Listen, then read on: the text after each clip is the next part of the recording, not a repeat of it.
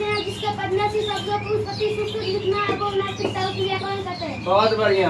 व्याकरण उस शास्त्र को कहते हैं जिसके पढ़ने से मनुष्य शब्दों के व्युत्पत्ति शुद्ध लिखना और बोलना सीखता है। वेरी गुड, बैठ जाओ। और कौन है बताओ, व्याकरण किसे कहते हैं?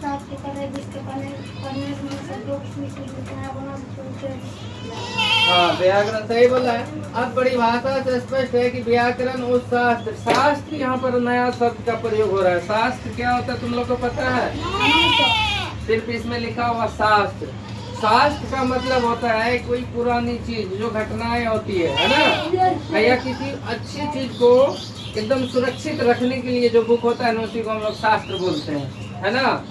हम लोग का जो मुख्य अभी जो बुक सब है, तो व्याकरण इसी को शास्त्र कहते हैं। मतलब जो अच्छी चीज को उसमें रखा जाता है, बुक को हम पढ़ लिए, हमारे आने वाले पीढ़ी भी पढ़ेंगे, है ना। हम भी पिछले पीढ़ी का लोग पढ़े हैं, हम भी पढ़ रहे हैं, आने वाले पीढ़ी जो है वो भी पढ़ेंगे, समझ गया ना। इसीलिए उसको अच्छा तरीका से रखा जाता है, उसी को क्या कहते हैं? शास्त्र कहते हैं, ठीक है ना। तो व्याकरण उस शास्त्र को कहते हैं जिसके पढ़ने से मनुष्य शब्दों के व्युत्पत्ति शुद्ध लिखना और बोलना सीखता है।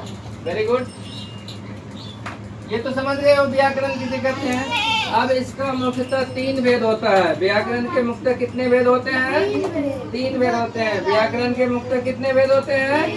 3 भेद होते हैं। पहला होता है शब्द विचार। क्या होता है? शब्द विचार। क्या होता है? शब्द विचार। पहला क्या होता है? अब यहाँ पर हम शब्द का जिक्र कर रहे हैं। शब्द बनता कैसे है? शब्द होता क्या है? अभी तुम लोग जानते हो शब्द क्या होता है? शब्द होता है, अब देखो सबसे पहले हम लोग और आ से तक क्या पढ़े हैं? हम लोग कहते हैं को वर्ग, पो वर्ग, च वर्ग, ट वर्ग, ये सब वर्ग होता है। जिस तरह पारा होता है ना, तो इसमें क्या होता है? अक्षर होता है, और इसको हम लोग पारा की तरह पढ़ते हैं। ओ आ सही दीर्घ तो ये टोटल वर्ण कहते हैं। इसको हम लोग क्या बोलते हैं? वर्ण। और वर्ण को ही क्या कहा जाता है? अक्षर कहा जाता है, समझ गया ना। ये